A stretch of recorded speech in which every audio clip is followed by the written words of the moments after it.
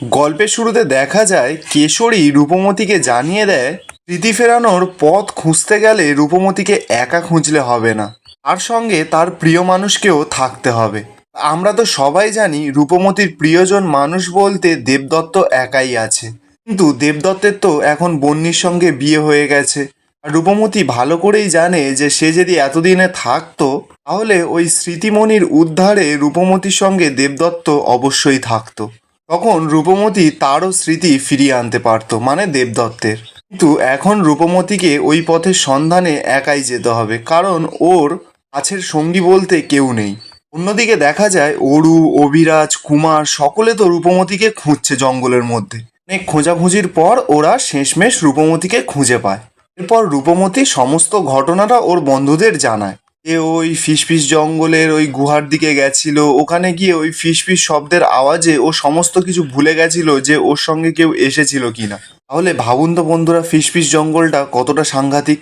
এদিকে কুমারের মনে তো অনেক প্রশ্ন। কুমার রূপমতিকে জিজ্ঞাসা করছে যে ও কেন ওই গুহার মধ্যে গেছিল। রূপমতি তখন জানায় যে ও এই জঙ্গলের পশু পাখিদের স্মৃতি ফিরিয়ে আনার জন্য ওখানে গেছিল, কারণ ওরা তো ওদের ভূমিকাই ভুলে গেছে। আর এই সিনটা ভালো করে শুনবেন বন্ধুরা, এখানে কিন্তু রূপমতি একটা ভালো কথা বলে। রূপমতি এই পশু পাখিদের স্মৃতি ফেরানোর উপায় কিন্তু পেয়ে গেছে। এরপর রূপমতি সমস্ত ঘটনাটা ওর বন্ধুদের খুলে বলে এই পশু পাখিদের স্মৃতি ফেরাতে হলে ওকে কি কি করতে হবে। অরু তো রূপমতিকে জানায় যে ও রূপমতির সঙ্গে যাবে, কারণ ওর বন্ধু বলে কথা। কিন্তু রূপমতি সরাসরি অরুকে জানিয়ে দেয় যে ও একাই ওই পথে যাবে। এরপর রূপমতি ওদের মধ্যে আগুন পাখিকে দেখতে পায় না। রূপমতি তখন সকলকে জিজ্ঞাসা করে যে আগুন পাখি কোথায়। অরু তখন জানায় যে আগুন পাখি তো ওদের সঙ্গেই ছিল, কিন্তু কোথায় গেছে ওরা এখন ঠিক জানে না। এরপর রূপমতি বেরিয়ে পড়ে এই স্মৃতিমণি খুঁজে আনার উদ্দেশ্যে। গল্পের অন্য সিনে দেখা যায় আগুন পাখি তো চলে গেছে সেই পাগলা হাতিটার কাছে, মানে যে রূপমতিকে তাড়া করেছিল। আসলে ওই পাগলা হাতিটা জটিলা ছিল, ছদ্মবেশ নিয়ে রূপমতিকে ভয় দেখাচ্ছিল। আগুন পাখি ওই জটিলার সঙ্গেই দেখা করতে গেছে। আগুন পাখি জটিলাকে জানায় যে ও তো ঠিক চিনতে পেরেছিল যে ওটাই জটিলা। শয়তানের চোখ তো শয়তানকে চিনতে পারবেই, এটা তো স্বাভাবিক বন্ধুরা। তাই জন্য আগুন পাখি চিনতে পেরেছে যে জটিলাই হাতির ছদ্মবেশ নিয়েছিল। জটিলা এরপর আগুন পাখিকে জানায় আমি জানতাম তুমি এখানে আসবে। আগুন পাখি আর জটিলা এটাও জানায় যে রূপমতিকে ও এমন জালে জড়িয়েছে যে রূপমতি ওই জাল ছিঁড়ে কোনোদিনও বেরোতে পারবে না। আসলে জটিলা ওই ফিসফিস জঙ্গলে গিয়ে একটা হাতির দাঁত খুলে নিয়ে সেই হাতির ছদ্মবেশ নিয়ে রূপমতিকে ভয় দেখিয়েছিল। আগুন পাখির মনে তখন একটা প্রশ্ন জাগে। আগুন পাখি জটিলাকে বলছে যে তুমি এই হঠাৎ ফিসফিস জঙ্গলে কি করতে আসলে। জটিলা তখন জানায় যে ওই হাতির দাঁতটা ওর লাগবে। রূপমতি যে সেটা নিতে এই জঙ্গলে আসবে সেটাও জানতো, তাই জটিলা ওটাকে এই কাজে লাগিয়েছে। এদিকে কাহিনী এবার একটু ফ্ল্যাশব্যাকে দেখানো হয়, বুঝলেন তো। যেখানে এই ফিসফিস জঙ্গলে জটিলা এসে একটা হাতির রূপ নিয়ে পুরো জঙ্গলটাকে আর জঙ্গলের পশু পাখিদেরকে জটিলার মায়ায় পুরো বশ করে নিয়েছে। আর ওই কারণে জঙ্গলের সমস্ত পশু পাখি অদ্ভুত আচরণ করছিল। আর রূপমতির ওই মায়ায় সমস্ত পশু পাখি নিজেদের সমস্ত স্মৃতি ভুলে গেছে, সকলে অদ্ভুত আচরণ করছিল। এটা পুরোটাই জটিলার একটা মায়ার চাল। আগুন পাখি তখন ব্যাপারটা পুরোটা বুঝতে পারে জটিলার মুখ থেকে শুনে। আগুন পাখি তখন বলছে যে পশু পাখিদের বিপদে ফেলে রূপমতিকে এখানে টেনে আনবে, সেটাই তোমার প্ল্যান ছিল, তাই তো জটিলা। আসলে জটিলা ভালো করেই জানতো যে ও রূপমতি কারোর বিপদ দেখলে সবার আগে ঝাঁপিয়ে পড়ে। পশু পাখির বিপদ দেখলে তো রূপমতি আরোই ঝাঁপিয়ে পড়বে। রূপমতি এখানেই সব থেকে বড় ভুল করে ফেলে। রূপমতির তো মায়াধারী মন, তাই জন্য পশু পাখিদের বিপদে ছুটে যায় আর জটিলার ফাঁদে পড়ে যায়। আমার মনে হচ্ছে রূপমতি যদি নিজে থেকে একটু বুদ্ধি খাটাতো তাহলে হয়তো জটিলার এই কবলের হাত থেকে রূপমতি বেঁচে যেত।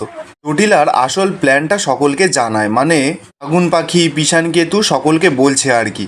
বলছে রূপমতি এই জঙ্গলে পশু পাখিদের স্মৃতি ফেরানোর জন্য ঘুরে ঘুরে মরবে আর ও পরের রাজ্যের উদ্দেশ্যে বেরিয়ে পড়বে, মানে জটিলা আর কি। তখনই সেখানে লতা চলে আসে। লতাও তো ছদ্মবেশ নিয়েছিল ওই সেই বনকন্যার রূপে।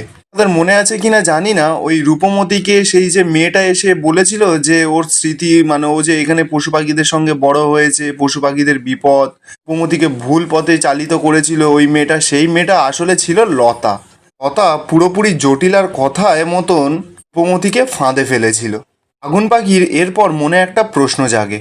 জটিলাকে জানায় যে সমস্ত কিছুই তো ঠিক আছে, কিন্তু তুমি তো আগেও অনেক চেষ্টা করেছিলে রূপমতিকে আটকানোর জন্য, কিন্তু তুমি তো পারোনি।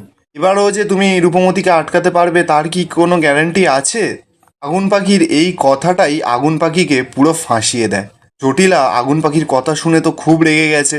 আগুন পাখিকে জানিয়ে দেয় সে আগুন পাখি এই জঙ্গলে পচে মরুক আর রূপমতির পরাজয় দেখুক। এই বলেই আগুন পাখিকে রেখে জটিলা, পিষাণকেতু আর লতা ওখান থেকে চলে যায়। আগুন পাখি তো অনেক করে ওদেরকে কাঁদছে আর বলছে যে ওকে ছেড়ে ওখানের থেকে যেতে না, কিন্তু ওরা তো কোনো কথাই শোনে না, চলে যায় আগুন পাখিকে রেখে। অপরদিকে দেখা যায় রূপমতি তো হাঁটতে হাঁটতে জঙ্গলের অনেকটা ভেতরে চলে যায়। রূপমতির তো এদিকে ভয়ও হচ্ছে যে দিন কেটে সন্ধ্যা হতে চলল, রূপমতি ওই অন্ধকারে পথ হারিয়ে যাবে না তো, এটাই তো রূপমতির চিন্তা হচ্ছে এখন। এরপর রূপমতি আরেকটু এগিয়ে যেতেই ওর সামনে একটা বড় নদী চলে আসে। নদীর সামনে রূপমতি যেতেই সেখান থেকে দেখা যায় একটা জলপরি উঠে আসে। জলপরি রূপমতিকে জানায় যে ওই নদীর সামনে গেলে ওকে পরীক্ষায় উত্তীর্ণ হতে হবে, তবেই রূপমতি ওখান থেকে একটু আগে যেতে পারবে। রূপমতি তো সমস্ত পরীক্ষা দিতে রাজি আছে, তাই জলপরীকে জিজ্ঞাসা করছে যে কি পরীক্ষা দিতে হবে। জলপরি তখন রূপমতিকে জানায় যে সত্যের নদীকে বিশ্বাস করে রূপমতিকে সাঁতার কেটে নদী পার হলে হবে না, নদীর ওপর থেকে মানে জলের ওপর থেকে রূপমতিকে হেঁটে যেতে হবে। কথাটা শুনেই কেমন একটা আশ্চর্য লাগছে না? রূপমতিরও এমনই মনে হচ্ছে যে ও জলের ওপর থেকে হাঁটবে কি করে? এটাও কি কোনোদিনও সম্ভব? জলের ওপর থেকে হাঁটা যায়? জলপরীও তো রূপমতিকে সোজাসুজি জানিয়ে দেয় যে সেটা রূপমতিকেই ভেবে বের করতে হবে যে ও জলের ওপর থেকে হেঁটে যাবে কি করে। ও সত্যকে খুঁজে বের করতে হবে আর সত্যের ওপর ভরসা রেখে ওকে জল জল থেকে হেঁটে যেতে হবে। রূপমতিও তো হার মানবার মেয়ে নয়। রূপমতি ভালো করে নদীটাকে দেখতে থাকে। ও জানে এই নদীর ভেতরে কোনো না কোনো উপায় ও ঠিক খুঁজে পাবে। রূপমতি এরপর দেখতে পায় যে জলের নিচে থেকে একটা সেতু গেছে। রূপমতি তখন বুঝতে পারে যে এই জলের সত্যের ওপর বিশ্বাস রাখতে বলেছিল না, সেটাই হচ্ছে মেন কারণ। ওর চোখের সামনে যেটা দেখতে পাচ্ছে সেটার ওপর ভরসা করতে হবে, মানে ওই সেতুটার ওপর ভরসা করতে হবে রূপমতিকে। এরপর রূপমতি একটা পা বাড়াতেই ওই সেতুর ওপর রূপমতি বুঝতে পারে যে ওই জলপথে হাঁটার রাস্তা আছে। এরপর রূপমতি বিশ্বাস রেখে ওই জলপথ থেকে হাঁটতে শুরু করে। কিন্তু হঠাৎই রূপমতির সামনে আর একটা বিপদ এসে হাজির হয়। রূপমতি যখন সেতুটা থেকে হাঁটছে হাঁটছে ভালো করে হেঁটেই যাচ্ছে, তখনই নদীর মাঝপথে গিয়ে রূপমতির সামনে থেকে সেই সেতুটা সরে যায়। ব্যাস, এই সিনটাতে তো রূপমতি পুরো চমকে যায়। রূপমতি ভাবছে যে এটা হঠাৎ কি হলো, হঠাৎ করে সেতুটা সরে গেল। ভাবুন তো কোন বিপদের মাঝে এখন রূপমতি ফেঁসে গেছে। দেখা যাক আগের সিনে রূপমতি এই বিপদ কাটিয়ে বেরোতে পারে কিনা। পরীটাও তখন রূপমতিকে জানিয়ে দেয়, তখনই সেই সময়ই এসে রূপমতিকে জানাচ্ছে আর কি, যে তোমাকে ধৈর্য হারালে হবে না। তোমার সামনে এখন দুটো পথ খোলা আছে, তুমি যদি সত্যের পথকে বেছে নিতে পারো তাহলেই তুমি একমাত্র সফল হবে। রূপমতি তো এবার বড় বিপদে পড়েছে। রূপমতি তখন বলছে সত্যের পথ কোনটা আর মিথ্যের পথ কোনটা সেটা আমি বুঝবো কি করে? জলপরীর তো একটাই কথা যে তোমাকেই খুঁজে বের করতে হবে। সঠিক পথ নিলেই রূপমতি যেতে পারবে, আর ভুল পথ নিলে রূপমতি কোনোদিনও যেতে পারবে না। চিরকাল রূপমতি এই নদীর ভেতর আটকে মারা যাবে। রূপমতি সিরিয়ালের এই সিনটা কিন্তু বেশ খতরনাক, বেশ ইন্টারেস্টিংও হতে চলেছে যে রূপমতি এবার কি করবে। এবার এই সিরিয়ালের এই সিনটাকে আরেকটু ভালো করে দেখবেন। রূপমতি আরও একটা বড় বিপদের সামনে পড়তে চলেছে। রূপমতির সামনে তো দুটো পথ খুলে গেছে, একটা ভুল একটা ঠিক। রূপমতি তখন ভালো করে সেই জায়গাটায় বসে। সে প্রথম পথের দিকে কান পাততেই রূপমতি শুনতে পায় ওর বাবা খুব জোরে জোরে চেল্লাচ্ছে। রূপমতি তখন বলছে যে এটা তো বাবার গলা। আর অপর পথে রূপমতি আবার কান পাততে শুনতে পায় দেবদত্ত রূপমতিকে ডাকছে। ব্যাস, রূপমতি এবার কোন পথে যাবে, বাবার দিকে না দেবদত্তের দিকে? রূপমতি তখন বলছে না না, এই দুটো পথই মিথ্যে। বাবা আমাকে ছেড়ে চলে গেছে, বাবা আমাকে কোনোদিনও ডাকতে পারে না। বেদকুমার সেও তো আমাকে ডাকতে পারে না, কারণ ওরও তো স্মৃতি হারিয়ে গেছে। বেদকুমারের তো রূপমতিকে মনে নেই। রূপমতি তখন সমস্তটা বুঝতে পারে যে এই দুটো পদই মিথ্যে। দুজনের মধ্যে কেউ আমাকে ডাকতে পারে না, কারণ বাবা মারা গেছে আর দেবদত্ত স্মৃতি ভুলে গেছে। ঠিক তখনই দেখা যায় নদীতে পুরো তোলপাড় চালু হয়েছে। জলপরীটা ওপরে উঠে আবারও হাসা শুরু করেছে, জোরে জোরে হাসছে। জলপরীটা রূপমতিকে জানায় যে রূপমতি ভুল বলেছে। রূপমতি সত্যিটাকে চিনতেই পারেনি, তাই রূপমতি কোনোভাবে এই সত্যের নদী পার করতে পারবে না। এই প্রথম এই ধারাবাহিকে দেখা যাচ্ছে রূপমতি এরকম বড় বিপদে পড়েছে।